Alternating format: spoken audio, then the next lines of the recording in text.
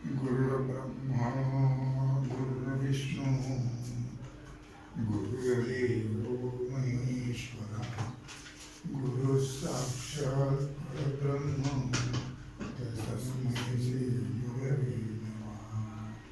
शंकरं शंकराचार्यं केशवं बादरायणं सूत्रभाष्यकृतो वन्दे भगवन्तौ पुनः पुनः.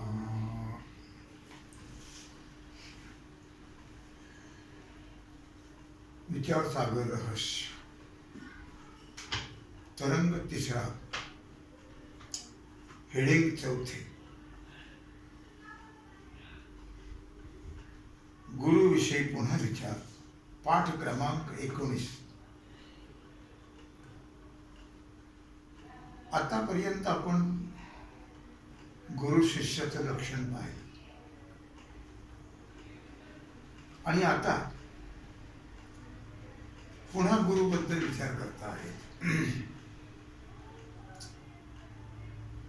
शंका आहे, अहो रामानुजाचार्य मध्वाचार्य वगैरे हे थोर पुरुषांनी आपापल्या गुरुद्वारा वेदवाक्याचा विचार केला, तरी त्यांना जीवब्रह्म ऐक्य ज्ञान न होता द्वैत निश्चय होऊनच ते मुक्तही झाले. मग असं असताना गुरुद्वारा वेदवाक्यांचा विचार केला तर जीवब्रह्माऐक्य ज्ञान होऊन अधिकारी मुक्त होतो, ऐक्य ज्ञाना वाचून होत नाही असं कसं काय म्हणते? ते तर झाले, त्याला तर ब्रह्माऐक्य ज्ञान झाले नाही, ते तर द्वैत त्याला द्वैताचा निश्चय होऊनच ते मुक्त झाले, हे कसं काय मग?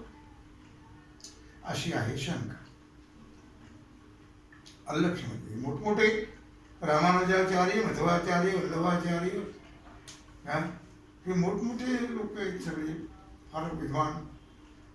मग त्यांना अद्वैत ज्ञान न होता ते मुक्त कसे झाले? समाधान हे जे रामानुजाचार्य मध्वाचार्य वल्लभाचार्य निंबार्क वगैरे जवळचं नाही का?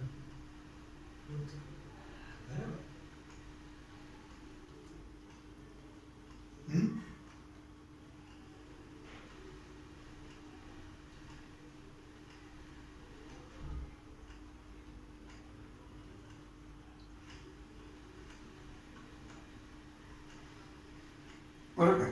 आता समाधान हे जे मोठमोठे विद्वान आहेत रामानुजाधिक, त्यांनी ज्या गुरुपासून वेद पठन करून वेदांचं व्याख्यान केलं तो त्यांच्या गुरु वरील गुरुच्या लक्षणाप्रमाणे गुरुपदाला योग्य नाही. कारण पूर्वी संसाराला मिथ्यात्व प्रतिपादन करून जीव ब्रह्माऐक्य ज्ञानाचा उपदेश करणारा तो गुरु, असं आहे गुरुचं लक्षण केलेलं. आणि ज्या अर्थी रामानुजाधिकांची गुरु प्रपंचाला सत्यत्व आणि जीवब्रह्माचा भेद प्रतिपादन करतात, ते प्रपंच सत्य समजतात आणि अद्वैतवादी मिथ्या समजतात. आणि ते जीवब्रह्माचा भेद प्रतिपादन करतात, अद्वैतवादी अभेद प्रतिपादन करतात. जीवब्रह्मैव ना परा. त्या अर्थी ते वेदांत शास्त्रदृष्ट्या गुरुपदाला प्राप्त होण्याला योग्य नाही. तसेच रामानुजाधिकांच्या मतामध्ये प्रपंच सत्य असून जीव ब्रह्माचा भेद सत्य आहे असं म्हणणं ओघानेच प्राप्त.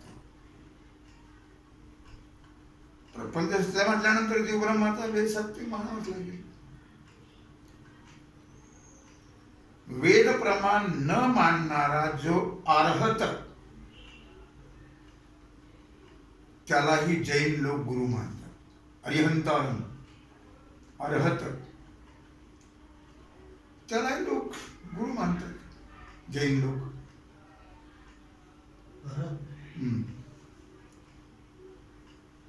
त्याचप्रमाणे क्षुद्र विद्या शिकवणारासही लोक गुरु समजतात. पण संसाराचं मिथ्यात्व सांगून वेदवाक्यानुरूप जीव ब्रह्माऐक्य प्रतिपादन करणारा शिवाय वेदांत शास्त्र दृष्ट्या दुसरा कोणताही गुरुपदाला योग्य नाही.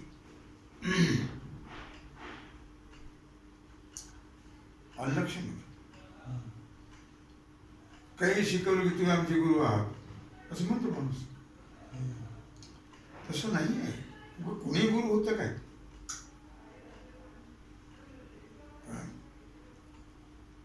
खचित याकरता जे पुरुष मेघाप्रमाणे असणाऱ्या ब्रह्मवेत्या गुरुपासून वेदांत श्रवणपूर्वक अर्थ विचार करतील त्यालाच अमृत रूप मोक्ष प्राप्त हो. अमृत अविनाश रूप मोक्ष प्राप्त हो. याकरता वेदार्थ ज्ञानापासूनच किंवा ज्ञानवानापासूनच वेदवाक्याचा विचार करावा. आलं लक्षामध्ये? कोणाकडूनही करू नये, कोणाला ते जमणारही नाही. अर्थज्ञान शून्य पुरुषाला पाणिनीने पाठकाधम असं म्हटलेलं आहे शिक्षेमध्ये. पाठकाधम याचा अर्थ पडत मूर्ख. काय म्हटले? पडत मूर्ख. मूर्ख.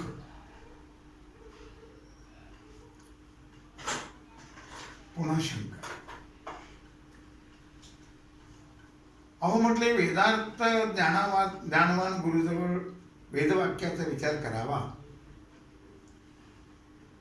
त्यापासून अद्वैत साक्षात्कार होऊन संसार निवृत्ती होते असं तुम्ही म्हणता. पण आता तुम्ही जो ग्रंथ सांगणार तो प्राकृत भाषेत आहे, त्यामुळे तो वेद नाही आहे. आणि वेदवाक्यांच्या विचारानेच संसार निवृत्त होणार हा तर तुमचा सिद्धांत आहे.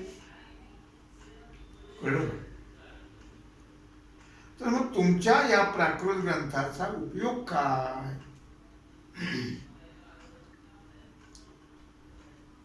शंका लक्षात आली का?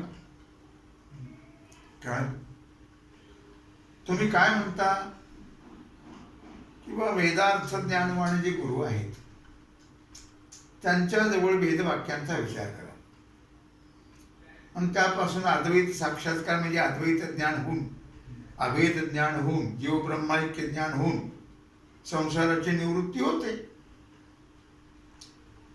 असं तुम्ही म्हणता. पण आता तुम्ही जो ग्रंथ सांगणार तो प्राकृत भाषेत आहे, तो काही वेद नाही आहे.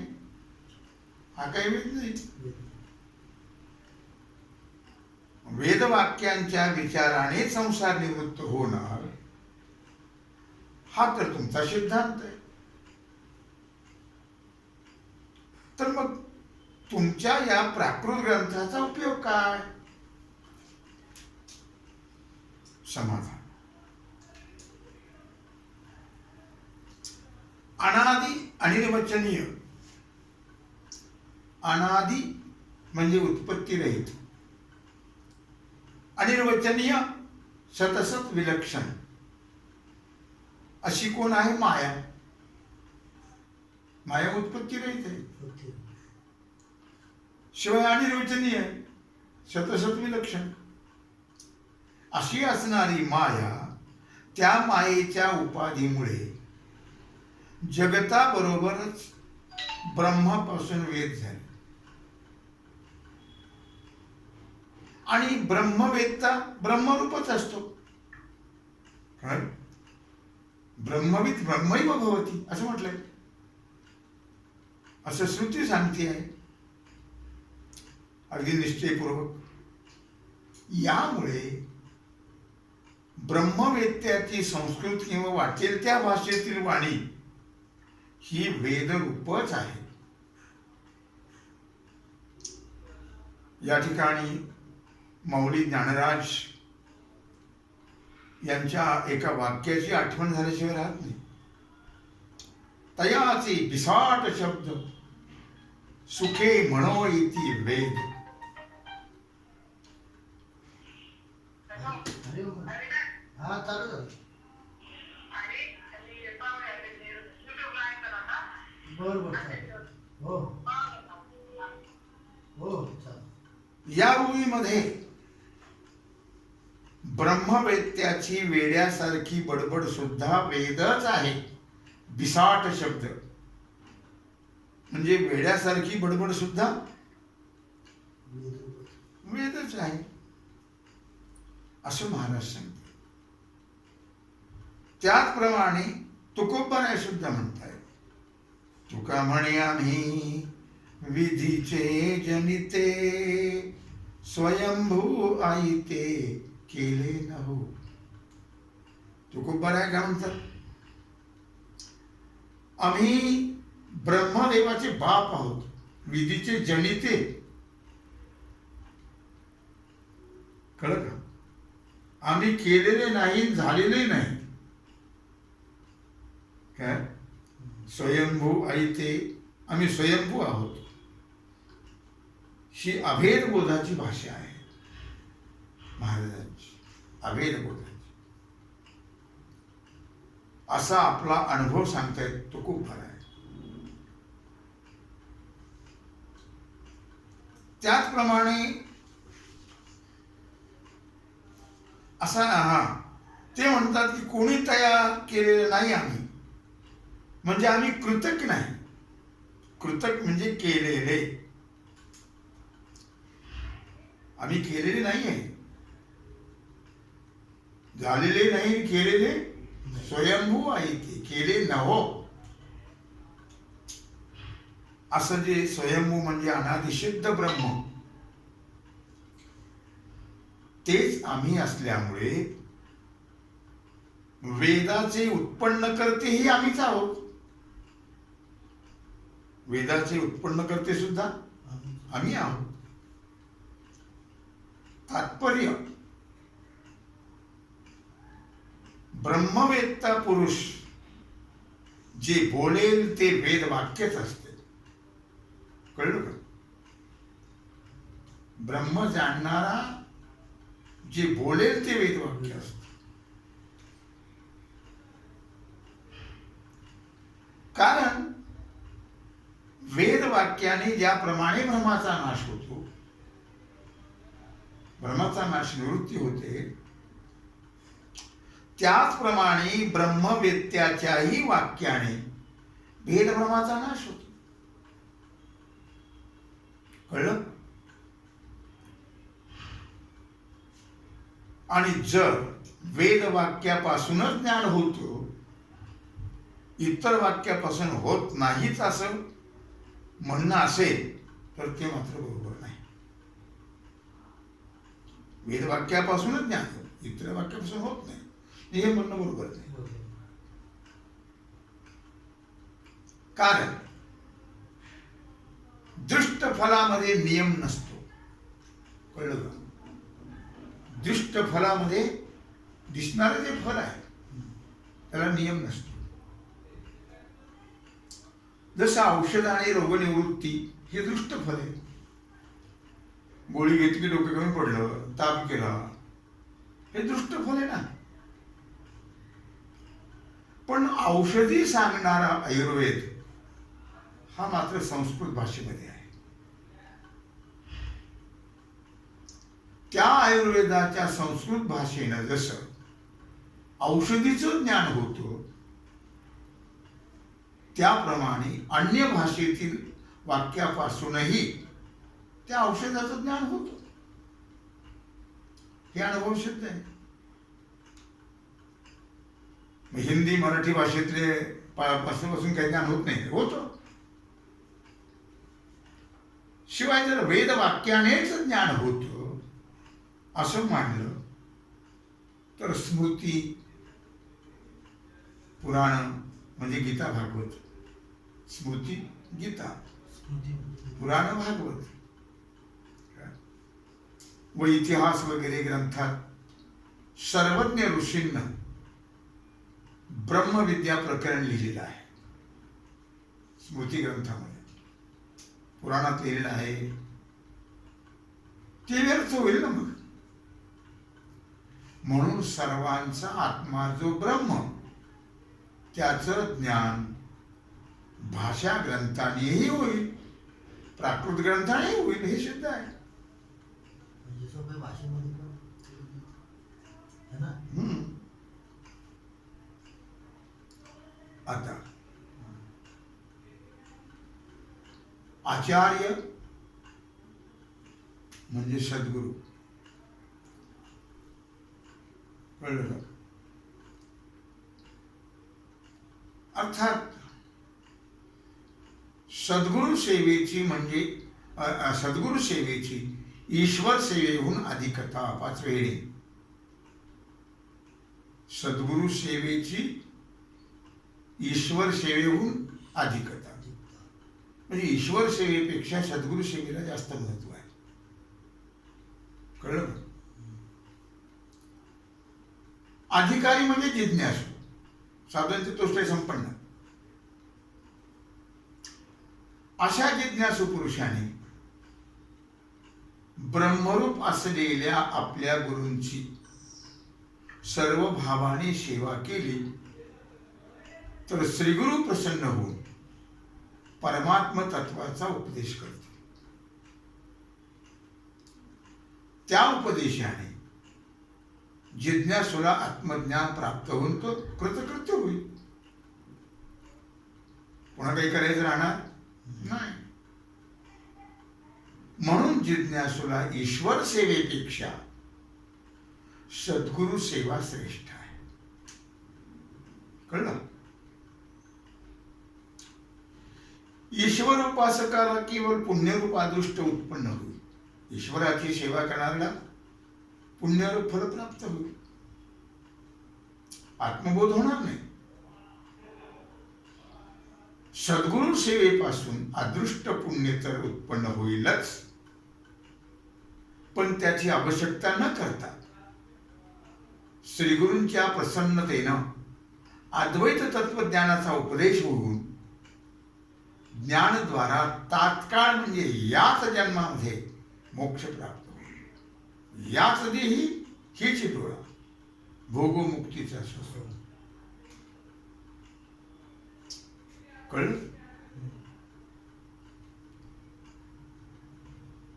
अर्थातच असं हे दुष्ट फल आहे याच देहा. ईश्वर सेवा केवळ अदृष्ट फलाला हेतू आहे, कारण आहे. पुण्य प्राप्त होईल.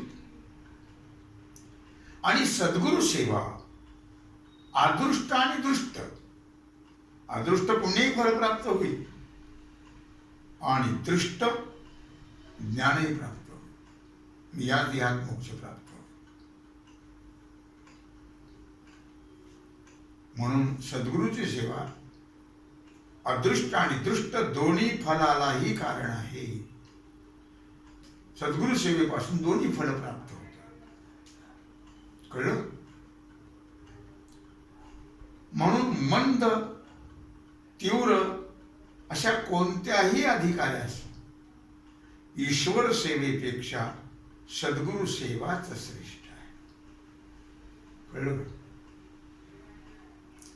आणि ती त्याने करावी, सद्गुरु सेवा. दुसरी गोष्ट, सद्गुरु आणि ईश्वर दोन आहेत का? गुरुर् ब्रह्मा गुरुर्विष्णू गुरुर्दैव महेश्वरा, गुरु साक्षात परब्रह्म. ती सेवा कशी करावी याचा प्रकार आता सांगतो आहे.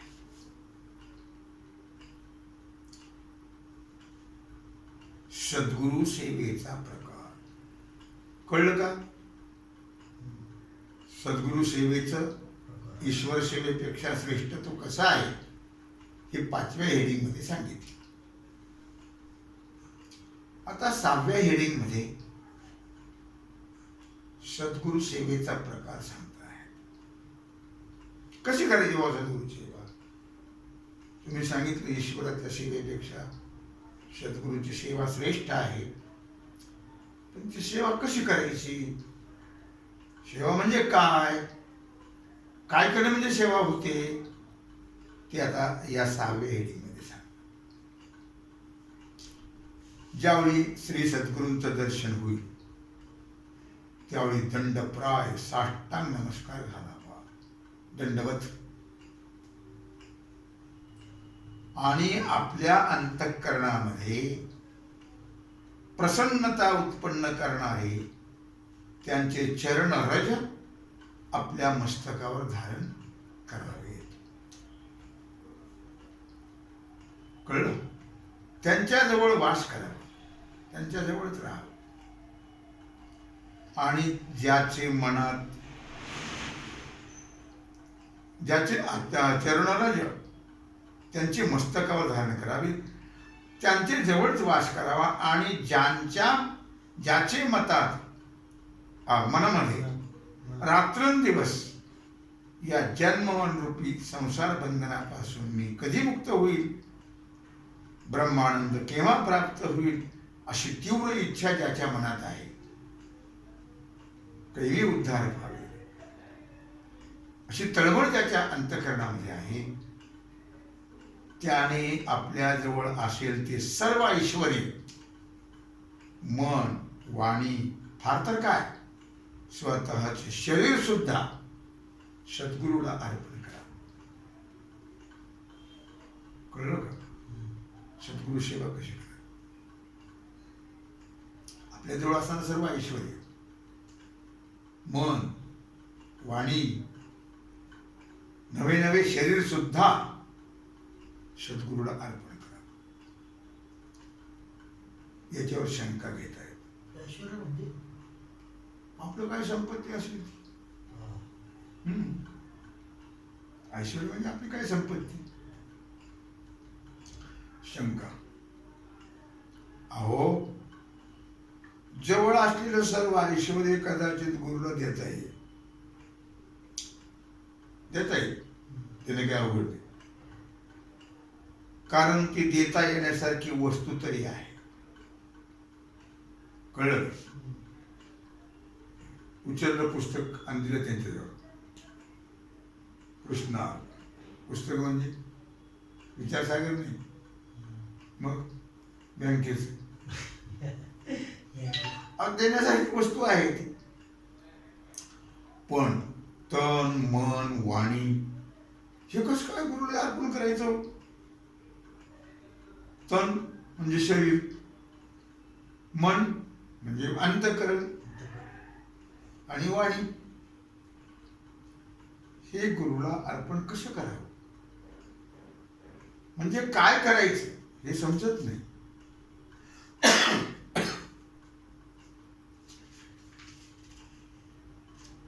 आता याचं क्रमाने उत्तर देतात. तन मन वाणी म्हटलं ना, पहिलं काय सांगितलं? तन. तन म्हणजे गवत नाही, तन म्हणजे गवत नाही, तन म्हणजे शरीर. तन अर्पण प्रकार.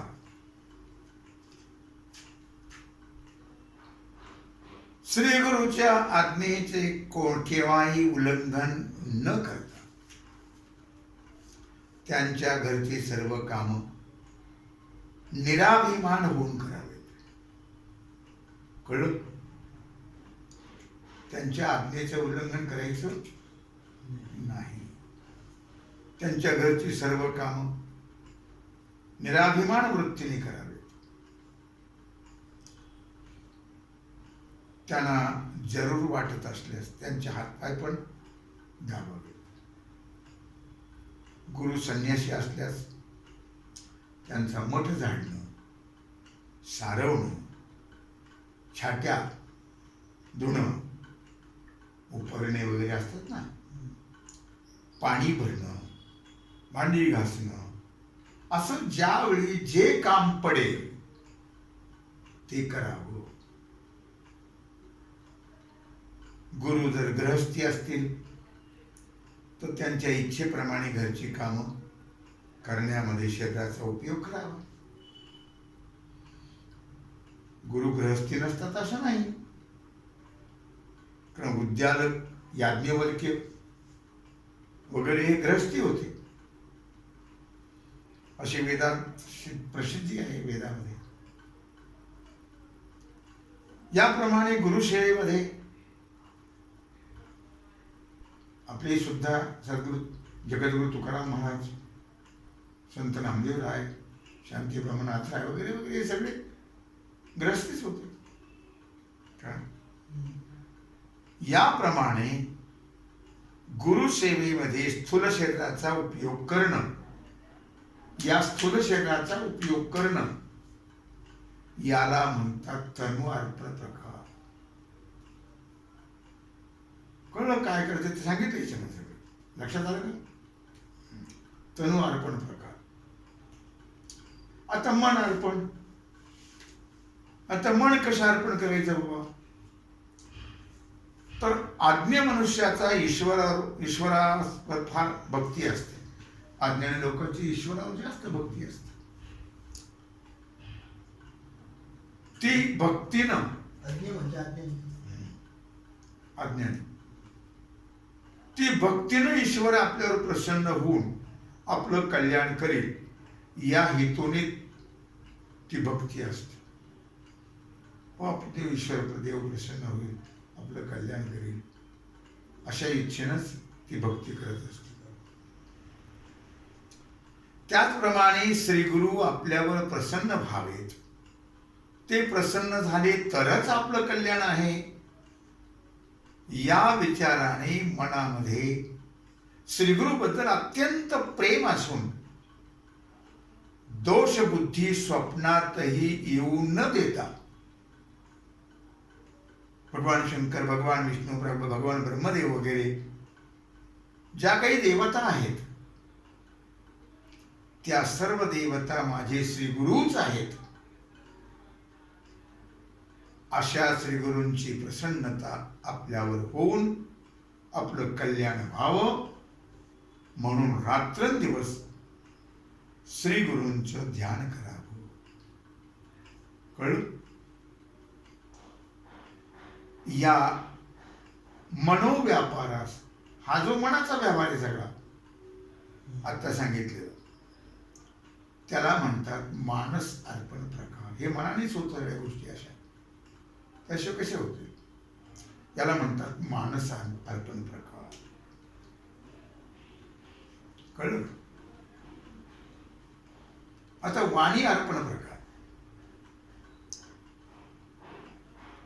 श्रीगुरूंचे गुणवर्णन नेहमीच करणं. काय करणं? गुणाचं वर्णन करणं. कोणत्याही मनुष्य व्यक्तीत कमी अधिक दोष असतातच.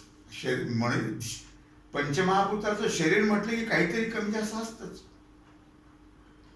कारण शरीर मात्र हे त्रिगुणात्मक आहे ना. सत्वरजतम त्रिगुणात्मक आहे शरीर. मग त्यात असणारे रजतम अंश आपली कार्य करणारच. रजोगुण लोभ असणार, सत्वगुण प्रेम असणार, तमोगुण राग क्रोध असणार. या गोष्टी असणारच शरीर म्हटलं की. म्हणून व्यवहार दृष्ट्या किंवा प्रवृत्तीशास्त्राच्या दृष्टीनं श्रीगुरूंच्या वर्तनामध्ये, त्यांच्या वागण्यामध्ये अज्ञानी लोक दोष वर्णन करत असतात. त्यांना काही कळत नाही ना, असं दिसतं आपल्याला. पण त्यांचे दोष न पाहणे, गुणदोष याती न विचारिक आहे. त्यांचे दोष आपण स्वतः केव्हाही पाहायचे नाही आणि उच्चारही करायचा नाही. आलं लक्षामध्ये? अर्थातच आणि त्याचप्रमाणे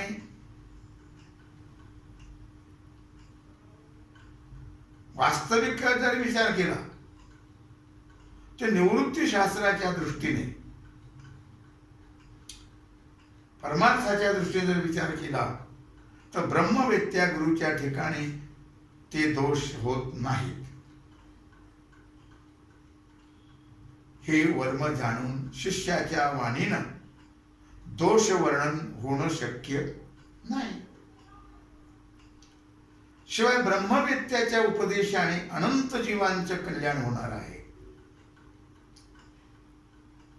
असं ऐश्वर्य जाणून, त्यांचं ऐश्वर्य आहे सद्गुरूंचं, जगाच्या कल्याणात संतांच्या विभूती, देह कष्टविधी परोपकार,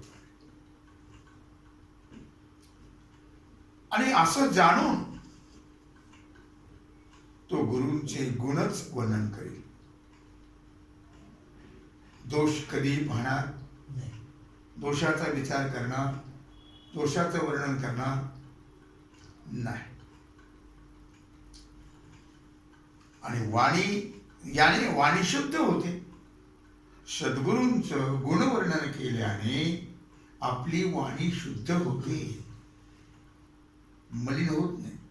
दोष पाहिले तर मलिन होईल वाणी. हा वाणी अर्पण प्रकार आहे. कळलं? तनु अर्पण प्रकार सांगितलं, शरीर कसं अर्पण करायचं, मन अर्पण कसं करायचं तेही सांगितलं, वाणी अर्पण कशी करायची तेही सांगितलं. आता धन अर्पण कसं काय करायचं? धन अर्पण केलं तर मग आम्ही काय खायचं वगैरे वगैरे ह्याच्या गोष्टी शंका येतात. ही शंका, धन अर्पण कसं काय करायचं ही शंका आणि आजची सेवा भगवत चरणी समर्पित करून राहिला जो सेवेचा भाग आहे तो आपण धन अर्पण प्रकार उद्या पाहू. पुंडलिक वरदे हरिविठ्ठल श्री ज्ञानदेव तुकाराम पंढरीनाथ भगवान की जय.